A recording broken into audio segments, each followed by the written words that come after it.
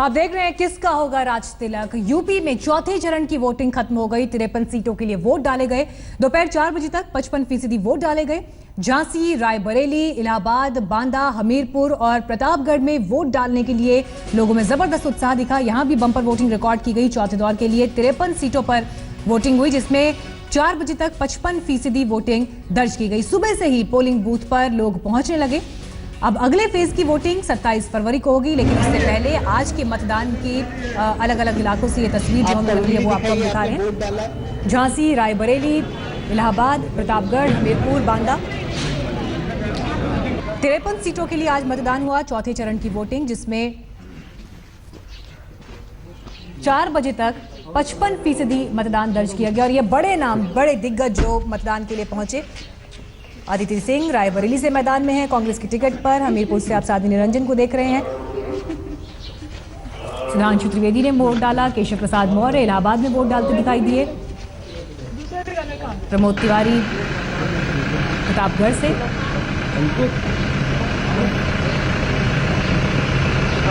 तो 12 जिलों में आज ये इम्तिहान था, जिसमें 53 सीटों के लिए वोट डाले गए।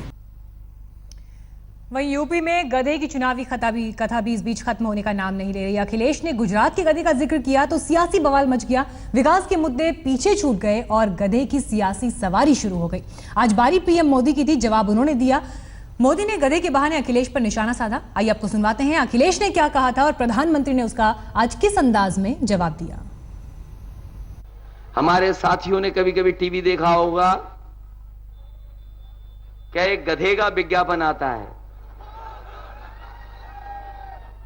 बताओ गरीब लोगों, किसान भाइयों, एक गधे का ज्ञापन आता है, विज्ञापन। हम तो इस सदी के बड़े महानायक से कहेंगे कि अब आप गुजरात के गधों का प्रचार मत करिए।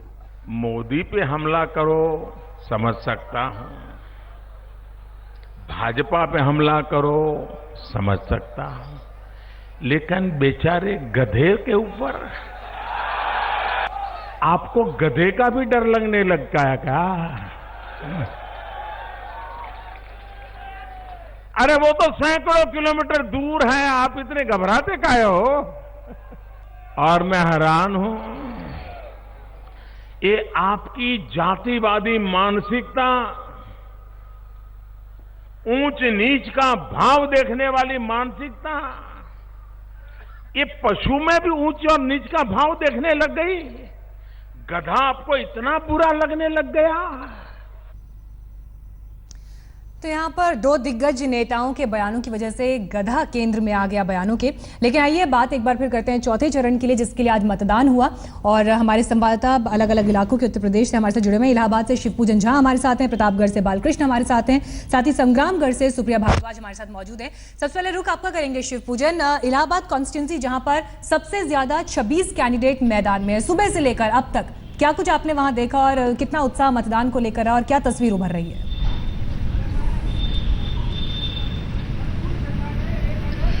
देखिए, काफ़ी रुझान रहा मतदाताओं में। बहुत बड़ी संख्या में सुबह से ही मतदाता यहां पर आते रहे और उन्होंने अपने मताधिकार का इस्तेमाल किया। सबसे बड़ी बात यह है कि अभी से कुछ वक्त पहले 105 वर्ष की एक महिला आई। वो सुबह से ही जिद लगा रही थी, अपने बेटों को कह रही थी कि मतदान केंद्र पे ले चलो, हमें वोट डालना है। और वोट डालने के बाद जो हमने उनके चेहरे पर मुस्कुराहट देखी, बहुत अच्छा महसूस हुआ। निश्चित रूप में आप ये सोचिए, 105 वर्ष की महिला थी, आने में काफ़ी तकलीफ का सामना करना पड़ा था। कुल मिलाकर के यहाँ पर वोटर्स में बहुत ज़बरदस्त उत्साह देखा, बहुत ज़बरदस्त हमने राजनीति देखी। किस तरीके से गधों का जिक्र किया जा रहा है, किस तरीके से कसाब का जिक्र किया जा रहा है, लेकिन स्थानीय लोगों के लिए मुद्दे फिर भी विकास के ही रहे। आप इत्तेफाक रखते हैं, आपके लिए मुद्दा गधा या वो कुछ था या फिर विकास का रहा? नहीं, विकास का सबसे बड़ा मुद्दा रहा। मैं रितेश सिंह, मंफोड़गंज निवासी, इलाहाबाद से। मैं सबसे पहले तो मैं बधाई देना चाहूंगा डिस्ट्रिक्ट मजिस्ट्रेट और कमिश्नर जी को, जिन्होंने इतनी अच्छी व्यवस्था करी, संजय भैया और राजन जी ने, कि बहुत अच्छी तरीके से मतदान हुआ, जहां पे कहीं कोई भी कंट्रोवर्सी, लड़ाई झगड़ा, मारपीट नहीं हुई। थोड़ी सी पूर्वक रहा। आपके लिए मुद्दे क्या थे? मुद्दे यही रहेंगे, जैसे विकास तो हुआ है नो डाउट, ठीक, बट ये कि और वोटिंग और पहले के अपेक्षा अब जो पहले घटनाएं होती थी वो घटनाएं अब कम होने लगी। विकास के मुद्दे पे आपने वोट दिया। महिला वोटर भी है, अभी तुरंत उन्होंने वोट दिया है। आपके लिए क्या मुद्दा था जब आप वोट डालने के लिए गई? तो सुरक्षा कहीं था जहन में कि सुरक्षा जो है मिले महिलाओं को, वो था जहन में? नहीं, बोलना नहीं चाह रही है। कुल मिलाकर के बहुत जबरदस्त उत्साह यहाँ पर इस बूथ पर देखने को मिला, बहुत बड़ी संख्या में लोग आए और मुझे अनुमान है कि 65% से ज्यादा इस बूथ पर जो है वो टर्नआउट वोटर्स का रहा है। बिल्कुल, लौटते हैं आपके पास। प्रतापगढ़ से बालकृष्ण हमारे साथ इस वक्त मौजूद हैं। बालकृष्ण, बेहद दिलचस्प यहाँ पर यह है कि चाहे विवाद हो या फिर बाहुबल, प्रतापगढ़ यानी राजा भैया, और आपकी तो बड़ी दिलचस्प बातचीत उनसे हुई कि बेशक निर्दलीय चुनाव लड़ रहे हैं लेकिन सरकार में शामिल जरूर होते हैं। तो क्या वहां की जनता कह रही है इतर प्रतापगढ़ में राजा भैया के बाहुबल के अलावा?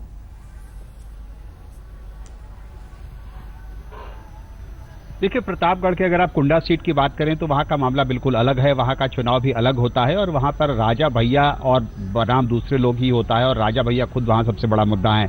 लेकिन बात सिर्फ एक सीट की है, कुंडा सीट की है। अगर आप पूरे प्रतापगढ़ की बात करें तो स्थिति ऐसी नहीं है और खासतौर पर जिस आज चौथे चरण के मतदान की हम लोग बात कर रहे हैं, चौथे चरण में अगर आप बाकी सीटों की बात करें तो ये बात साफ निकल के आती है कि जो कांग्रेस और समाजवादी पार्टी का गठबंधन हुआ है उसकी वो सफल है या असफल, उसकी सबसे बड़ी परीक्षा इसी राउंड में होगी। क्योंकि 20 सीटें इस राउंड में जिन सीटों पर मतदान हो रहा है, 53 सीटों पर, उनमें 20 सीटें ऐसी हैं जिसमें जो समाजवादी पार्टी ने कांग्रेस को दी है और उसके अलावा 5 सीटें ऐसी हैं जिस पर दोनों पार्टियों के उम्मीदवार चुनाव लड़ रहे हैं। तो गठबंधन की असली परीक्षा कांग्रेस कितनी सीटें इसमें से जीतकर समाजवादी पार्टी को देती है और किस सरकार बनाने में मदद करती है, उसकी भी परीक्षा होगी। और बात करने से पहले हम लोग गधों का जिक्र कर रहे थे। जो रैलियों में जो बात हो रही है, बयानबाजी हो रही है, उसकी बात छोड़ दें। यहाँ पर अभी जिस मतदान केंद्र पर हम लोग खड़े हैं, ये एक स्कूल का मतदान केंद्र है। यहाँ पर जो मिड डे मील बनाने के लिए जो औरतें आती हैं, थोड़ी देर पहले हम लोग उनसे बात कर रहे थे और उन्होंने बड़ी रोचक बातें बताई। उन्होंने बताया कि किस तरह से मनरेगा का कार्ड जो है, उन औरतों ने बताया कि मनरेगा का कार्ड उनका बना है, उसमें पैसे आते हैं लेकिन ग्राम प्रधान कहता है कि उनसे आधे पैसे निकाल कर हमें दे दो।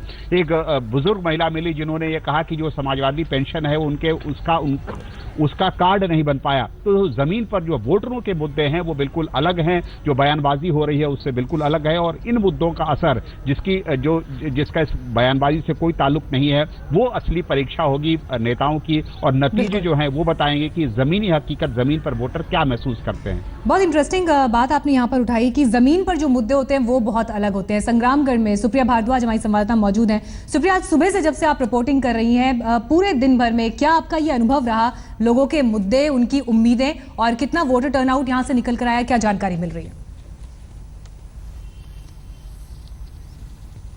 जी, लगभग 50% के करीब यहाँ पर मतदान हुआ है। 50% से कम ही रहा है यहाँ पे मतदान। सुबह से कम भीड़ देखने को मिली, लेकिन 10 बजे के आसपास से लेके 1 बजे के बीच में काफी लोग आए, ज्यादातर महिलाएं आई। लेकिन जो मुद्दे हैं, जैसे बाला ने कहा, वो वही है, बयानबाजी हो रही है, साथ में पोलराइजेशन की भी कहीं ना कहीं कोशिश की जा रही है। लेकिन जो मुद्दे हैं, जो मतदाता है, जब हमने उनसे बात करी, उनके मुद्दे वही थे, सड़क, पानी, बिजली और कहीं ना कहीं बेहतरीन एजुकेशन और साथ के साथ अस्पताल। बहुत सारे जो लोग आए उन्होंने कहा कि अस्पतालों के लिए और जो अन्य सुविधाएं हैं हेल्थ रिलेटेड, उसके लिए उन्हें काफी दूर दूर तक जाना पड़ता है, कभी इलाहाबाद तो कभी लखनऊ। जबकि जो मुद्दे हैं, स्थानीय मुद्दे हैं और कैंडिडेट स्पेसिफिक इस बार कहीं ना कहीं इलेक्शन देखने को मिल रहा है। लोगों ने कहा कि जो नेशनल लेवल के नेता हैं वो नहीं, बल्कि जो लोकल लेवल के नेता है उसके बारे में वो लोग ज्यादा बात कर रहे थे और जो लोकल मुद्दे थे उनको ज्यादा उठा रहे थे। तो कहीं ना कहीं जिस तरह से अभी गधों के ऊपर जो बयानबाजी चल रही है, या कसाब का मसला हो, या फिर शमशान और जो दूसरा है कब्रिस्तान वाला मुद्दा हो, कहीं ना कहीं ये मुद्दे या बयानबाजी जो हो रही है उसका असर अभी तो देखने को नहीं मिला। लेकिन हाँ, ये अग्नि परीक्षा है जहां तक समाजवादी पार्टी और कांग्रेस के अलायंस यानी कि गठबंधन का सवाल होता है। कहीं ना कहीं कुछ ऐसी भी सीटें रही जहां पर कि पहले दोनों ही पार्टियों के प्रत्याशी खड़े हुए थे। अब कितने सफल होते हैं, एक पार्टी ने अपने लोगों को बिठाया है, दूसरी पार्टी कह रही है कि नहीं हम सब साथ साथ है, लेकिन कितने ग्राउंड जीरो के ऊपर सफल होते हैं तो देखने की बात है। रायबरेली की ही बात ले ली जाए अगर, जो प्रतापगढ़ के एकदम पास में है, वहां पर अखिलेश और राहुल गांधी ने दोनों ने अलग अलग जनसभाएं की, लेकिन इलाहाबाद में ज्वाइंट रोड शो किया। इसी तरह जैसे प्रतापगढ़ का ये पूरा रामपुर खास एरिया है, यहाँ पर जो मेजर चीज निकल के आई वो थी कि प्रमोद तिवारी जो यहाँ के पहले से काफी दिनों से सांसद रहे, अब उनकी बेटी जो है आराधना मिश्रा, जिसको यहाँ पर प्यार से लोग मोना दीदी कहते हैं, वो काफी पॉपुलर है और उसी तरह से वो लोग बेसिक जो मुद्दे हैं उनको उठा रहे थे। तो कहीं ना कहीं जो बेसिक मुद्दे हैं उनको देख के और जो लोकल नेता है उसकी छवि को देखकर लोग जो है उन्होंने इस बार मतदान किया है। चलिए, लौटेंगे आपके पास और डिटेल्स के लिए। छोटे से ब्रेक के लिए हमें यहाँ रुकना है, लेकिन ब्रेक के बाद प्रधानमंत्री ने आज जिस तरह से बहराइच में गधे वाले बयान को लेकर पलटवार किया, उस पर भी बात करेंगे। फौरन लौट रहे हैं। उत्तर प्रदेश के बहराइच से बीएसपी सुप्रीमो मायावती ने बीजेपी अध्यक्ष अमित शाह पर निशाना साधा। मायावती ने अमित शाह के कसाब वाले बयान पर पलटवार किया। उत्तर प्रदेश की जनता इस बार कसाब से मुक्ति पाले। कसाब से मेरा मतलब कुछ और मत निकालिएगा। कसाब से मेरा मतलब है, कसे है कांग्रेस पार्टी, ससे है समाजवादी पार्टी और बसे है। श्री अमित शाह ने जो अपने विरोधियों को कसाब की अर्थात आतंकियों की संज्ञा दी है, तो वे अति शर्मनाक, वे इनकी खुद की रही इस किस्म की घटिया सोच को ही पूर्ण रूप से दर्शाता है। जबकि इनके बारे में सच्चाई यही है कि आज अपने देश में अमित शाह से बड़ा यहाँ कोई और भी कसाब नहीं हो सकता, अर्थात आतंकी नहीं हो सकता है। और इस बात का इनका अपना खुद का गुजरात स्टेट इसका खास गवाह भी है। फिलहाल रुक रहे हैं ब्रेक के लिए।